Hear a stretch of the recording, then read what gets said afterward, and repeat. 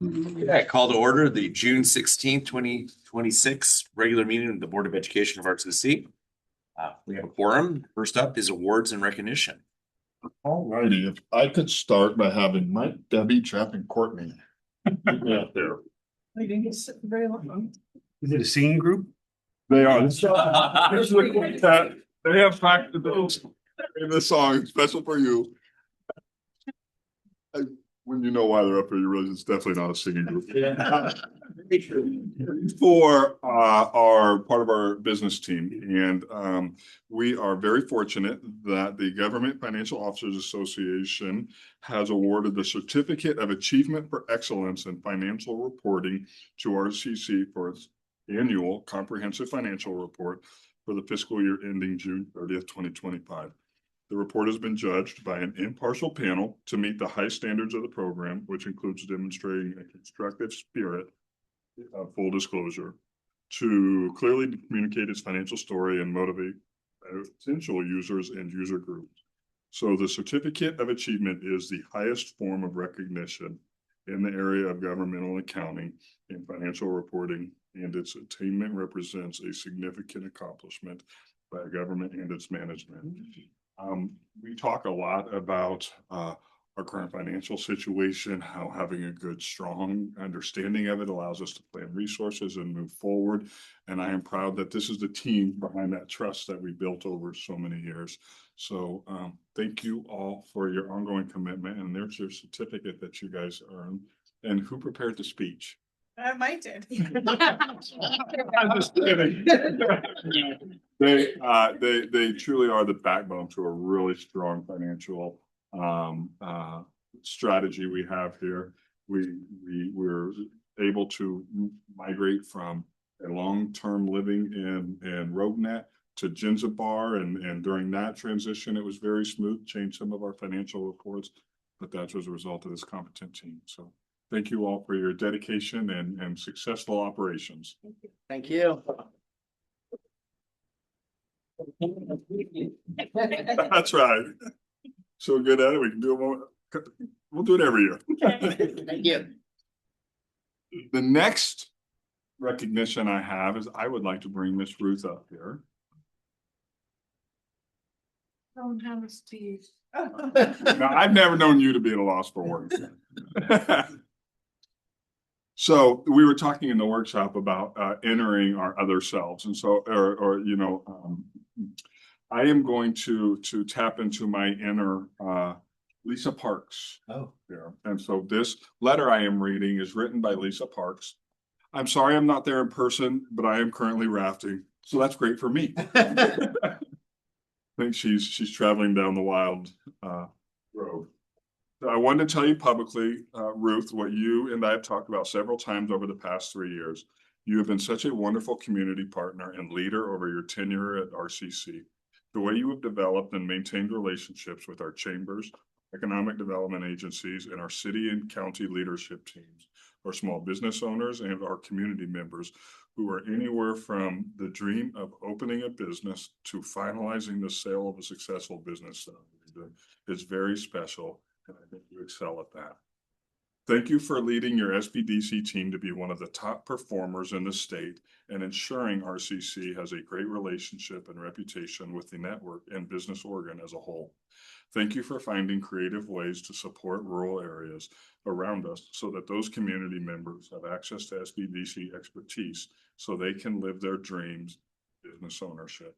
The college deciding not to host an SBDC has been a difficult decision, and you have shown grace and respect in challenging times, keeping communication open and honest, and providing information to help alleviate any panic our community may feel as we transition out of the network. You've been a great ambassador for RCC and helped us get set up to maintain meaningful training opportunity to continue support for small business, from pre-venture ideas to startups, to growth and develop, selling a business. All of us are going to miss you, Ruth.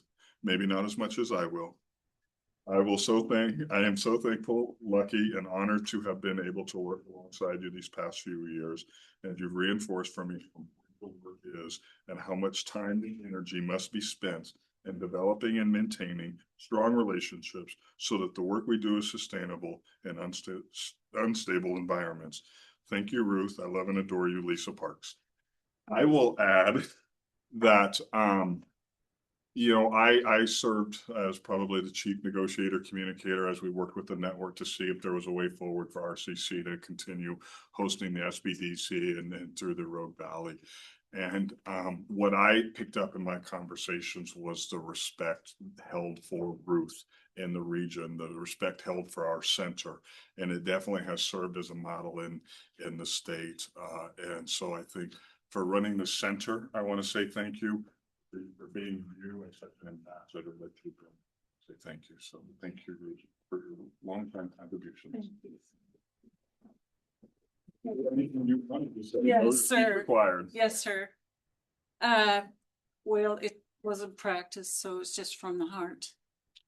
I first of all want to say thank you to all of you who are like, what is an SBDC? And I've known that we were a unicorn and we're embedded with community colleges in Oregon. And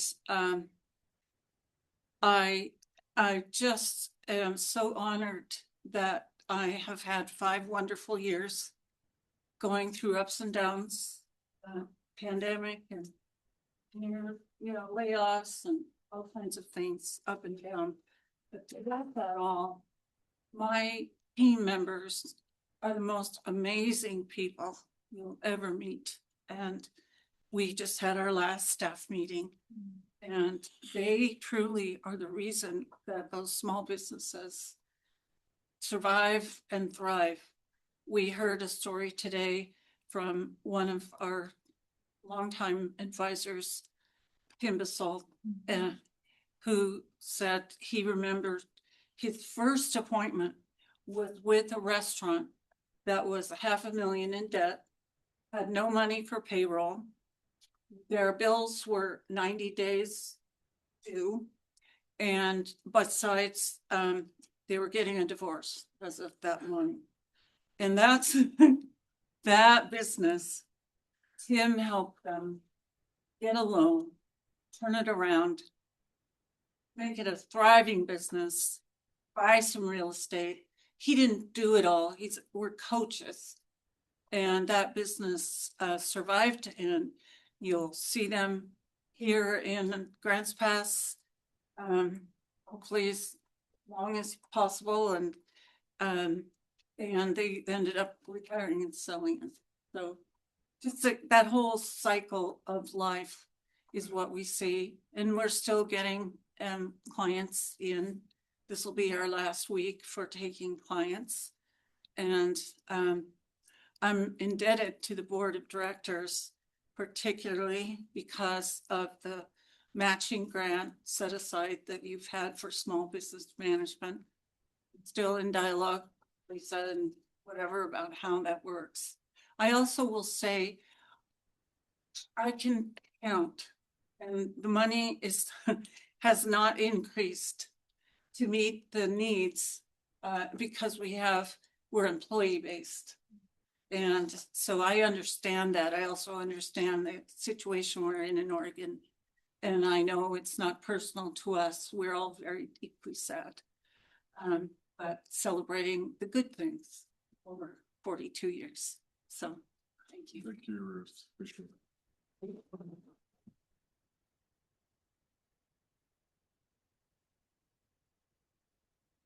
Okay, next on the agenda is public comment. Do we have any public comment?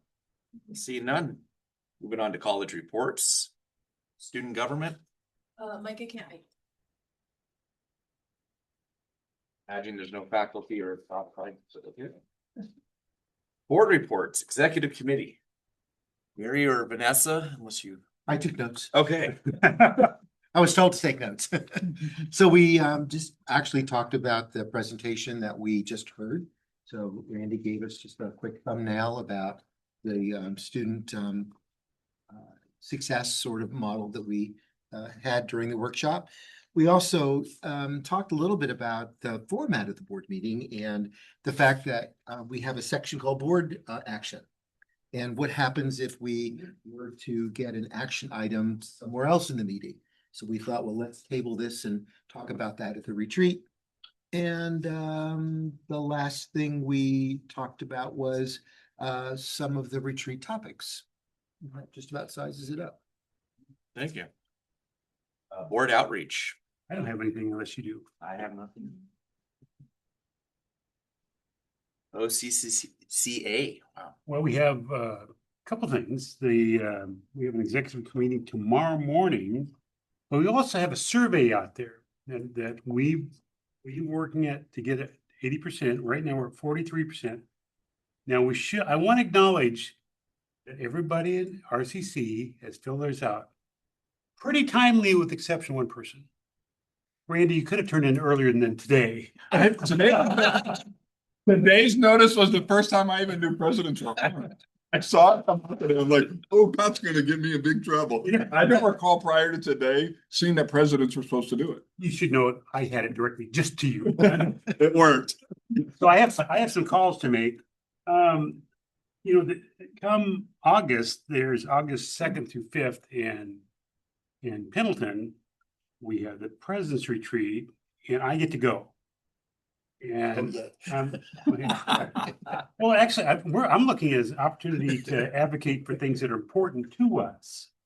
So I'm hoping that Randy and I can actually put together a game plan that can we make structural changes within the system that doesn't harm high-performing institutions like ours. Is that a good way to put that? Yeah. Okay. There's much of the talk about on the OS or the OCCA for now, but I think Randy's going to do a better job with the continued current service levels, and Randy can talk with the Oregon Promise in your report. So that's all I got. Thanks there. Oh, but thank you everybody for getting it done. I thought this is gonna be really rough at the executive meeting if RCC isn't done yet. So good job, guys. But when you get a personal phone call, Yeah, then you do it. yeah. And also, when you don't get the original email that tells you to do the survey, it makes it hard to do the survey. Yeah, it's like any other organization, we drop the ball sometimes, and I have about 20 phone calls I have to make tomorrow, so it'll be busy. We'll get to 80% though, one way or the other. Since you're on a roll, you want to do foundation too? I have nothing for foundation, and I was hoping Cass was gonna come here to cover me, but I have nothing. So, Moving on to college updates, President's Report. Yeah, a couple of things that I wanted to highlight in addition to what I provided for the packet. The advisory group for House Bill 4124 is underway, and the community colleges are represented on the advisory group by Abby Lee from OCCA. The group includes representation, her counterpart from the public universities. There are representatives from respective unions, philanthropy, workforce and economic interest, HEC Commission, K-12 superintendent, Center for Black Excellence, tribal leaders, and a student is pending. I think the student's been identified thus far. So there's a diverse group there. It's House Bill 4124 is a very interesting topic of interest. I will share with the board that I had a really good conversation with its sponsor, Rhett Marsh, in the last couple of weeks. And I shared with her that we see this definitely as an opportunity at RCC to look at the way community colleges are both viewed and funded. I've said in this meeting a couple different times that I think that there are ways to explore how the state might better allocate its resources to meet its priorities. And I'm eager to have that conversation as part of this House bill. I think if that conversation were to occur and we look at how we prioritize the resources with the state's priorities, my strong assumption is RCC would be better served. But I think that we'd have to wait till the dust settled to get there. At this month's HEC commission meeting, the agency requested budget was shared with the commission. I will say that it reflects, the agencies were told by the governor, do not increase anything above current service level because there are so many demands on the state budget moving forward. And if you were going to do what's called a policy option package, the only way you could introduce one is that you are doing it by requesting dollars that you found in savings elsewhere in your budget. So basically don't bring more dollars above CSL. So sometimes there's been you can bring CSL plus 1%, I think is maybe what she said, the governor said last term, but then pops were allowed. And then this time it's really tight. So they're getting hints from the governor. The interesting thing on this is that the agency's requested budget based on CSL, and it's a calculation they've used and used for years, is a 12.3% increase across all funds. That would be a pretty big increase to the CSL. That's definitely above average for a biennium. Of greater note is that community colleges are reflecting a 17.8% increase in CSL. And that is attributed to the site accounts for PERS that are expiring across the institutions. There's a lot of conversation around that. I will be tremendously shocked if we see CSL for community colleges set at 17.8%.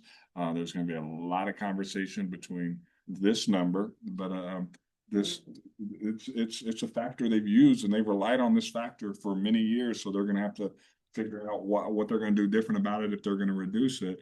But I share that because that's where we're starting, and that will influence a lot of conversations as schools go into budget conversations, as well as it's a year that a lot of schools are going to negotiations with their unions. And this is kind of a number that influences as a kickoff to what those dollars might be. So I'll continue to update you on conversations around House Bill 4124. I think for a variety of reasons, there's a lot of apprehension around it. I will just say, I think it's a great opportunity to look at the way we're leveraging higher ed and Oregon. So I welcome the conversation. Pat brought up or mentioned the Oregon Promise. I think I mentioned maybe at last month's meeting or prior that there was discussion from the agency to consider eliminating the Promise program or sunsetting it and moving those dollars to the Oregon Opportunity Grant. I think they received enough feedback that that's not going to be requested or considered change to the agency budget. So I think it's great to keep a program designed to help matriculate students from high school to college, to particularly the community colleges. I, for one, though, think that the model could use an overhaul. Love to maybe see what we could do to work with our K-12 partners to figure out why they aren't promoting it to increase college going rate. There are ways in which it's done differently in other states. So hopefully we'll take this opportunity, if we're going to retain the program, to figure out how it might work better to increase college going rate. I wanted to also give some quick notes to simultaneous to tonight's meeting. Our friends at SOU are having a board meeting this evening to consider their vitality plan. It was made public yesterday as part of their board materials and was in the media a little bit today. President Bailey and I have had a couple conversations about it. And there are 3 academic programs that are in the program, are in the report to be considered for sunsetting. RCC was mentioned in the report twice. It's a 48 page report. The first time is the sunsetting of a particular program, which is human services, and they reference our human services associate's degree. Today, that program is a transfer program where we send students to SOU. Navarro referenced in our workshop this afternoon that we've signed an articulation agreement with Portland State to increase transfer there to online. So we'll have to work with SOU. We'll have to explore options to determine what the need is in the community, what level of education is needed, and how do we make sure that our students who are going through that program, in a program where we're seeing increased job need from labor data and increased enrollment, that our students have options beyond RCC. So we'll work with SOU and other partners on that. And then the other place that we were mentioned in the report, so I just want to let our board know, is in a brief section where they discuss the higher ed center in Medford, and in that they just referenced that it's a building that's jointly owned, and that RCC is occupying a greater portion of it now, which will reduce their costs as an institution because we'll pay those occupancy and operational costs. I imagine there's going to be a lot of media coverage about the report and the response to it. So if you have any questions as you see it, let me know. We said all along that we consider SOU a really strong partner. It's important to have a thriving baccalaureate institution in Southern Oregon. So we want to see them succeed, and we'll do what we can to work with them through their challenges as we're facing some of our own. I'll conclude my comments on maybe a more positive note, and that is to first thank each of you who were able to attend the commencement for coming. It was a great opportunity to recognize our graduates. I felt like the last couple of years when we started the ceremony, a number of the graduates were in the shade and the shade worked away from them. However, this year I noticed none of them started in the shade, and the heat was very noticeable to them right from the get-go. That said, we were in and out in an hour and a half, and we were able to read every student's name and let them walk the stage and across the stage, and that's what the day's all about. So thank you for that. A couple of highlights I will say is that it is our largest graduating class since 2018, 749 students. And I think it was 752 that year. I was like, why couldn't we find 4 more students to get across the finish line? So we'll chase them down. Together, graduates earned 678 associate's degrees and 257 certificates.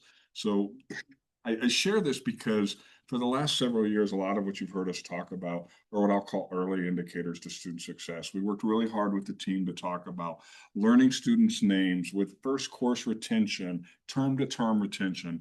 And those aren't the important metrics as far as like when you look at student outcomes, but those are the leading metrics. The important ones we want to be graduation and successful transfer. But you can't get there if you can't get students to and through the early parts. So what we are seeing now is those couple of years, those entering students, those efforts we put into place coming to, kind of the fruits of that labor where our graduation rates are increasing. We get more completers, more students transferring. And so it is it's a trajectory that you totally expect to see when you build a foundation and do it right. So I am excited to see even more bright years in the future. And it's great to see the bowl filled with a lot of supporters and families. So thank you all for giving your Saturday for those who were able to make it. And with that concludes my comments, and I would field any questions if you have any. Thank you. Senior leadership team, Lisa. Wanted to echo, I thought graduation was an amazing event. I want to acknowledge the work that facilities does to make that stage beautiful with all the plants, and those plants are borrowed and they go back. Yeah. So we don't buy those and then get rid of them. So they are borrowed. And so I think they just do an amazing job on the ground. So I just wanted to recognize that all the work that they do. Lots going on. One of the things that I wanted to give you a heads up on is when we brought tuition and fees to you back in February, March, we commented that apprenticeship, we'd be bringing back apprenticeship, some changes there. And so next month, we will bring back a board resolution to make one small correction, but also the plumbing apprenticeship area is not actually ours to set the fees. We work with a actually sets the fees statewide. And so we will be bringing back that next month. So just to remind you, that is coming, giving you a heads up. We're hopeful for you to approve it next month when you're meeting. We will I'll work with Rochelle to send that out so you can review it sooner than that. Something else I wanted to just kind of on that theme, tuition and fees and our receivables. We are continuing to look at that. We are working to create more reports and send more students back to collections following the financial policies for students we've had in place for many years. And so you'll see the update in the E-team report that we have there that just kind of talks about that. Anybody over $200 goes. We are also working on a collaborative group between SLS and the business office on the accounts receivable side to really look at what does it mean for a successful student when they graduate. There's one, how they graduate, but also looking at their receivables and where we can influence that. And so they're working on putting that group together. So that will take about a year. But as you see that, you'll see more information come. Again, IT is doing a lot of work at the end of the year. Budget hopefully will be adopted tonight, and then tomorrow they can start working on year end and start that audit. Do you have any questions for me? So I was interested in that section where there were students that owed, I think, under $200 that would be sent to collection. I didn't see how many students that was. Is there a general number? We talking 50, 100, 200? I would need to go back and look at that, but I can get that information for you. And the other is, are we sure that we've done the due diligence to be sure that there wasn't a systems glitch with, I know you're smiling, to be sure that we are sure that that's owed, because I hate, from a fiduciary responsibility to impact such a negative thing on a student's credit. So I'm just wondering if we've done all of those extra steps. That's why I'm asking. Yes, so the team goes back and they're reviewing all of the students' files and verifying those are there. Also, please know when we send students to collections, we do not impact their credit rating for if they start making payments forever. We do not. So the collection agency doesn't collect for. They do collect for us, but they don't report it to the agencies. Now, there are students, they may be there for Rogue and they're there for somebody else. They owe another agency, right? That agency will then go and they will want to do a garnishment. We will attach, so we're attached to that, but we do not go out and we're not the first person to go out and garnish wages.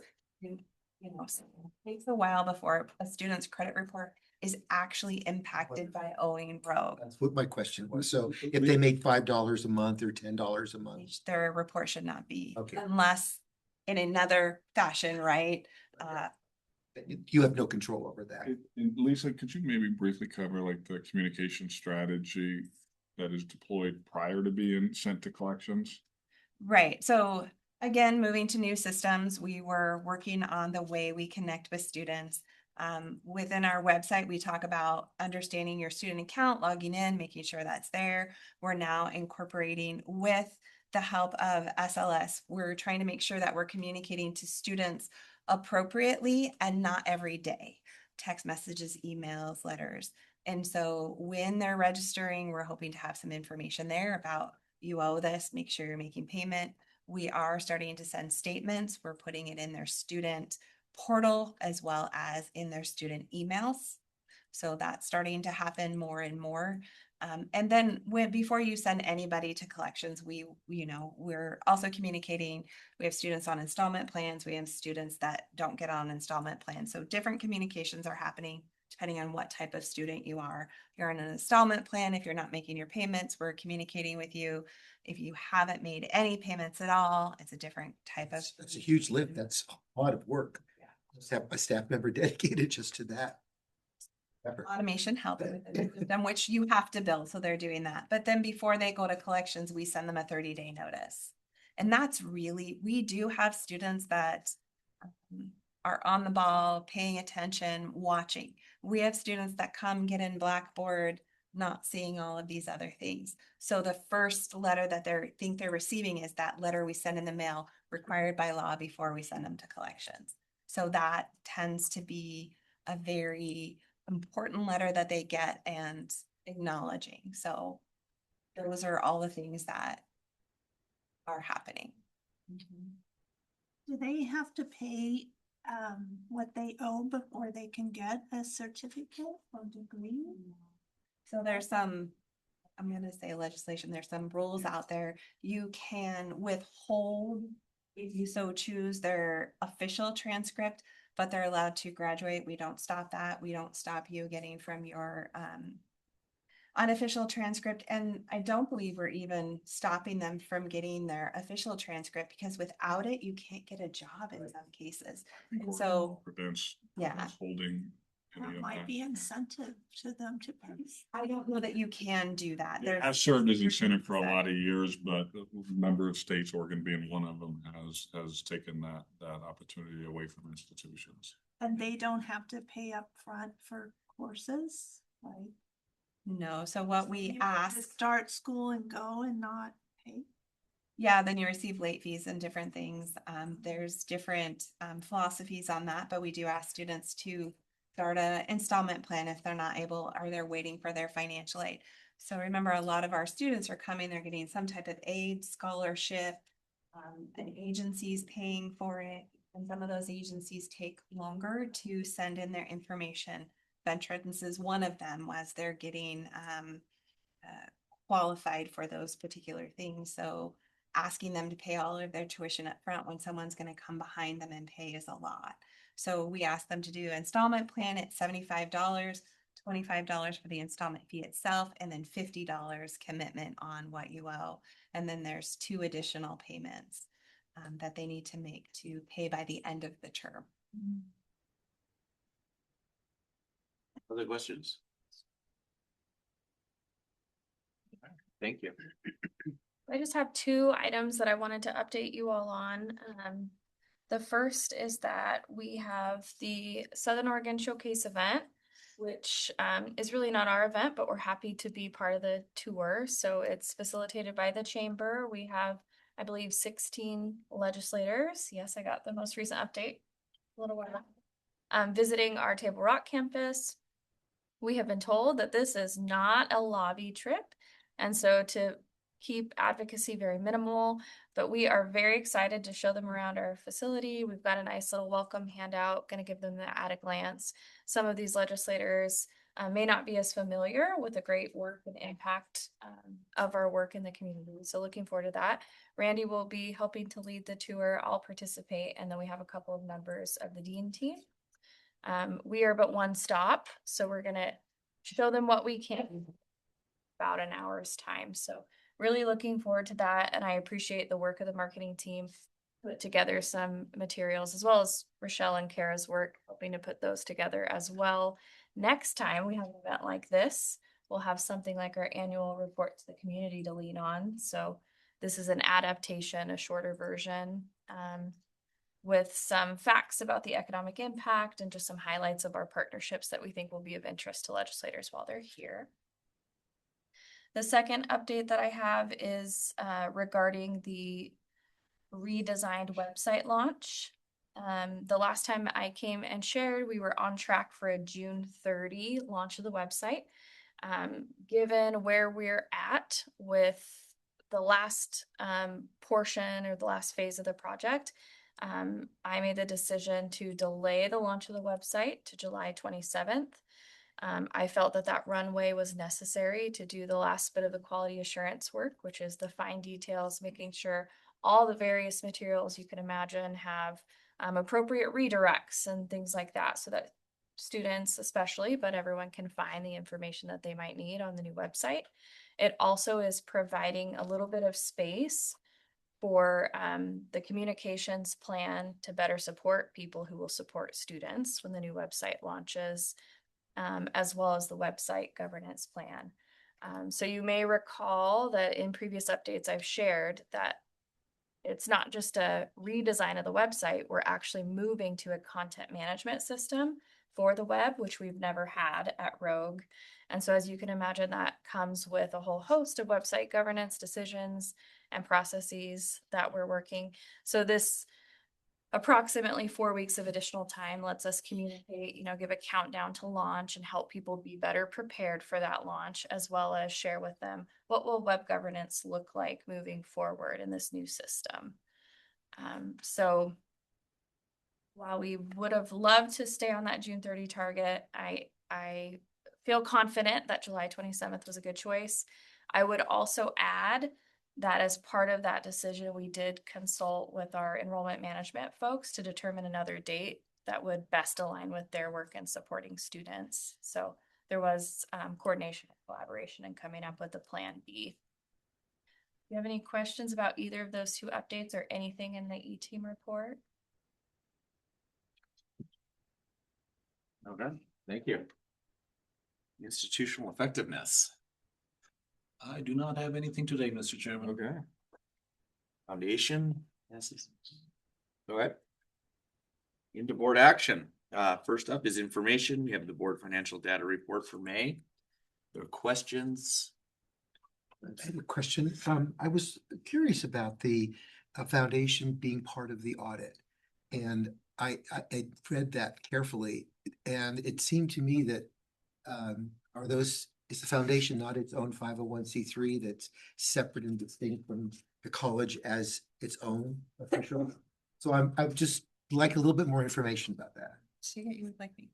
Yeah, so they are a separate entity. They have a separate audit firm that does come in and audit their financial statements, and that's separate than the college's audited financial statements. They The term that it's called, do you remember? component unit. Component unit, yes, so they are a component unit of the college. So according to GFOA and governmental accounting, we need to include them as part of a audit. They're a discreetly presented component unit because they would not exist without the college. And so because of that, we're required to include their information Is this the first time that the audit? No, each year every year. they're always included. Okay. So on the first 3 financial statements within the audit book, that is all of our consolidated statements. There'll be a column for Rogue and then one for the foundation. Interesting. If there are any issues, then it's just that the college knows about them and would then have a better bridge to the foundation to say, hey, we really would like to see you do X, Y, and Z. Yeah. Potentially. Eventually. So our auditors verify what their auditor's done. Okay. and Put it in the book, yeah. Okay, other questions? The other information item is the 2026 RCC governance planning letter. Questions on that? How was that? Okay, yeah, standard letter, yes. Just a quick question. We used the same firm for quite a number of years now. And I know that periodically you go out and, survey who else is out there, et cetera. And I assume that this is not a year that you do that. You see, get some other quotes. Is that right or not? It's a good question. So we are planning to use Ike Bailey for this next fiscal year. That was something Lisa and I were talking about this morning, actually, of talking about in the future, potentially going out for RFP for an audit. So to see what other audit firms are available and if they would put in a bid to do an audit. Right now with the new, me being the new CFO, new ERP system, I believe I would like to see at least a couple years with Ike Bailey, but put, in the future, going out for our audit. Remind us, that's a fairly expensive operation. Get into multi-dollars, but I forget exactly how big that number is. For the audit itself, it's 80 to 88,000 was the quote for next year. Okay, not nickels and dimes. No. Along the same lines, I remember for several years, there weren't that many municipal auditors in this field, and it's hard to find somebody. And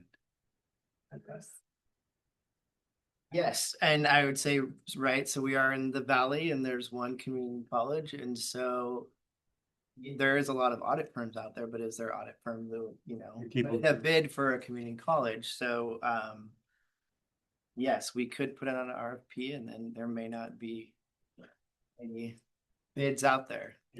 This isn't very scientific. I will say over the last year plus, multiple presidents have asked who others are using Yeah. because they're struggling to get bidders Yeah. for their own, putting them out for bid. So treat them nice when they're here, buy coffee for the auditors, yeah. I will say their manager, because that's one of the things, you don't want auditors that are stale, that are just, right? We have a whole new system, a new finance team at Rogue, and they have a new manager this year. Because the past manager left and the auditors themselves continually change over. Our partner's the same.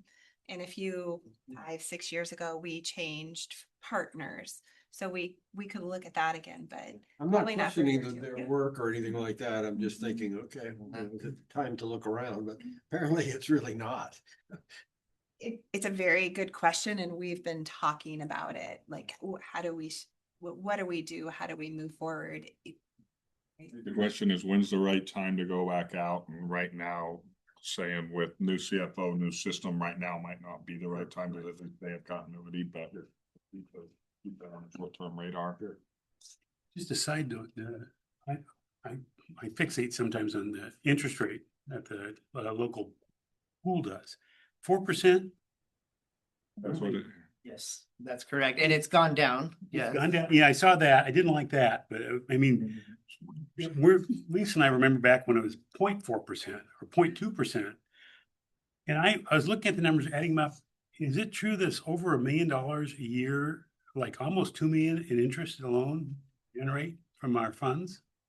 All funds across for all of the different Yeah, GIP accounts. That's that was a great, probably between 1 and 2 somewhere. yeah, I was impressed. That was good. And we do strategically, we keep it in there and then transfer right before, you know, payroll. So Yeah. we do try and maximize the interest rate in the LGIP bank accounts. Looking back at it, I go, why is it always, oh yeah, that's when we get our taxes. Property tax, yeah, November, December, January, that's always the high roller months, yeah, so. Anyway, it was not, I like seeing that report. Other questions? Thank you. Next is action items. First up is second reading of revised board policy BP 3310, records retention and destruction. Moved. Been moved and seconded. Any discussion? All in favor? Aye. Opposed? Okay. The second reading of revised board policy BP 3810, claims against Rogue Community College. So moved. Second. Any discussion? All in favor? Aye. Opposed? Carries. Next, the second reading, recommendation for removal of board policy BP 5110, counseling. So moved. Second. Moved and second, any discussion? Seeing none, all in favor? Aye. Opposed? Motion carries. And next is the second reading of the 2026-27 Board of Education meeting schedule. Move approval. Second. Any discussion? All in favor? Aye. Opposed? And motion carries. G is facilities master plan contract. With office architecture, ORW architecture. I move approval. Second. Okay, any discussion? I was looking for your nod on that. Seeing none, all in favor? Aye. Aye. Opposed? Motion carries. H is change order 1 with Adroit Construction for CMGC Services Transportation Technology. So moved. Second. Second. Can you just describe what's going on there? Yeah, so when we bid out the project for the GMP, we talked about some additive alternates and we wanted to expand the building as much as we possibly could for the dollars that we had. So we were able to go through the project budget after GMP and refine some numbers for permitting and STC charges and those kind of things that come in after you Yes. provide the numbers to the authorities for having jurisdiction of the cost of construction. And so we were able to refine those numbers. Even things like Pacific Power, confirmed that we don't have to put in another transformer here on this campus, or excuse me, to the Table Rock campus, and then we don't have to do an electrical load study for this campus, which we thought, so we had earmarked dollars for that. So all that combined, we're able to yield about $672,000 from the original $17 million budget. So this change order 1 allows us to move forward with adding to the scope to convert 6 of the outdoor covered bays to indoor service bays, and then to expand the concrete pad to add 3 more outdoor bays. And then in preparation for the future coverings, all the utilities and everything would be there. We didn't have to buy a new transformer for this campus, right? We do not. Excuse me, we did buy one. Yeah. But we own everything here on this campus, whereas the other, we have to pay Pacific Power to purchase all that. And they determined that they can use the existing transformer for the Danfoss building. The only thing we have to work with them on is disconnect and reconnect. Pretty amazing, actually. Other questions, conversation? I bring up one more. So the original plan for all the additive alternates, there's one more section of 3 bays outside concrete This one. for TRC before we lay the asphalt. Yeah. We're gonna look at that and see, does it make sense to do the groundwork and put concrete? But that will come back as another additive alternate. Again, as Greg has said, expanding the capacity for that program to really grow.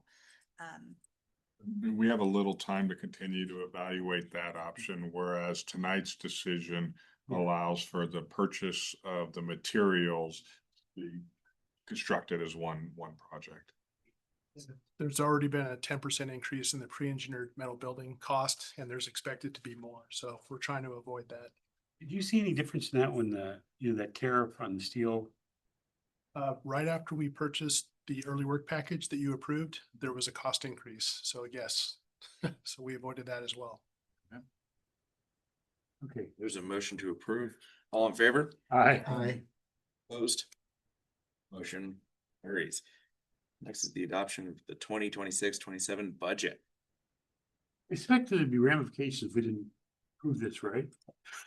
It would be, yes. Okay, just so moved. Second. Any discussion? See none, all in favor of approving the 26-27 budget? Aye. Aye. Opposed? And motion carries. Then Jay's imposed the 2026-27 taxes. Also. Yeah, I see. Okay, so moved. Any discussion? Seeing none, all in favor? Aye. Opposed? Motion carries. Yes, it does. New business, there's nothing listed there, so then is old business and A's Transportation Technology Center project update. You have my report before we again, just a couple items is that the building foundation preparation at the Table Rock campus has already started. And we've been really just moving forward very quickly out there. The pre-engineered metal building for both sites will arrive sometime next week. So we did postpone that to not mess with commencement, so that was a good thing. At the Redwood campus, at the Redwood campus, the substructure preparation, clearing, site excavation, and slab footing, you've already probably seen that go on out here, so we're moving quite along swiftly with that project as well. And then the updated financial reports are attached that Mike and Deborah provided for us. Questions? No? While you're going, facilities master plan update.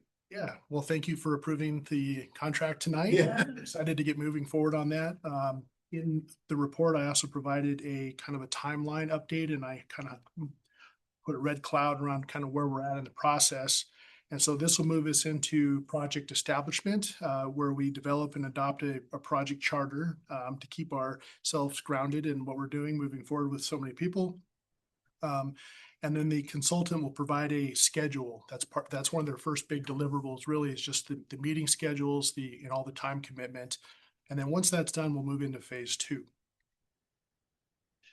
Just a quick question. Are we still dealing with, I think it's Mark up at Opsis? Mark is one of them, yeah. Erica Dunn is the principal from OPSIS, and she'll be our primary contact, but Mark is definitely involved in this. Mark Stoller. RW. David Wilkerson from ORW, and as well as Jeff Bender. He's also with ORW, so there are Both some. of them have been involved in previous projects. I just curious. Yeah, OPSIS is taking principal on this project, subcontracting services to ORW, whereas in past, it's been reversed. Other questions? I have a question. Has the steering team met? Excuse me? The steering team.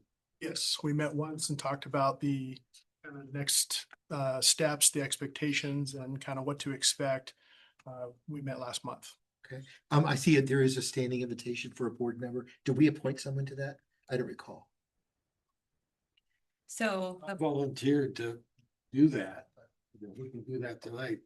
yeah, so my understanding is It's a standing invitation. it's a standing invitation if you wanted to participate, but think we my understanding is volunteered you, Roger. nobody wanted I to. think we volunteered you, if I remember right. So we'll just have. Yeah. I enjoyed the process. Yeah. It was part of the ones that we did here on the Redwood campus in the past. Yeah. That's a good project. And you Yeah. would like to be, we will get you on, and then, yes. Yeah, if you can just give me those agendas, et cetera, because there are probably some of those meetings that maybe are a little bit over my head. You're always welcome to attend. Yeah. Thanks. I think the first meeting, the kickoff meeting won't be until the first week of July. We're not able to meet this month. We'll have Rochelle get you the materials. Oh, yes. We're still working on the agenda, the schedule though, so it will be starting most likely in July.